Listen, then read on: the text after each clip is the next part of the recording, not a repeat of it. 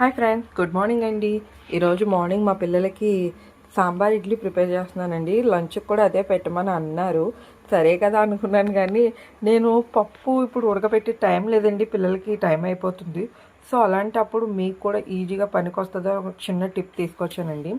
ఇలాగ నానబెట్టిన పప్పుని మనం కుక్కర్లో కానీ మామూలుగా అయితే ఉడకబెట్టి వేస్తాం. అలా కాకుండా మీరు మిక్సీ వేసేసి నానబెట్టిన పప్పుని మిక్సీ వేసేసి అలాగా ఉడుకుతున్నప్పుడు మనం వెజిటబుల్స్ అన్నీ వేసి హాట్ వాటర్లో ఉడుకుతుంటే అలాంటి టైంలో వేసేసారనుకోండి, ఆ వాటర్తో పాటు ఆ వెజిటబుల్స్తో పాటు పప్పు కూడా ఉడికిపోతుంది.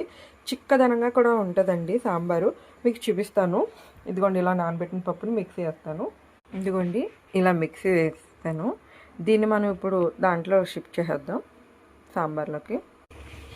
చూసారా ఫ్రెండ్స్, ఇదిగోండి నేను ఆ పేస్ట్ చేసిన దాన్ని ఇందాక చూసారు కదా, అన్ని వాటర్లో వేసాను.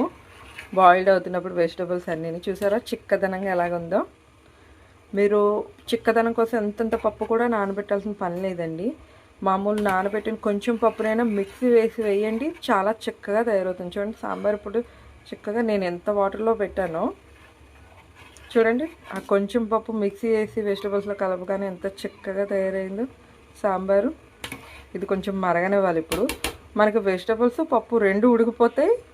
మనం ఇంకా తర్వాత చింతపండు పులిపేసి కొంచెం సేపు ఒక 5 నిమిషాలు అయిన తర్వాత తాలింపు పెట్టేసుకోవచ్చు. ఈజీ అయిపోతుంది అనమాట. మీకు ఈ టిప్పు పనికొస్తుంది అనుకుంటున్నాను. మీరు కూడా ఇలా మార్నింగ్ సాంబార్ చేసుకోవాలనుకున్నప్పుడు లైక్ చేయండి, షేర్ చేయండి, కామెంట్ చేయండి ఫ్రెండ్స్. బాయ్.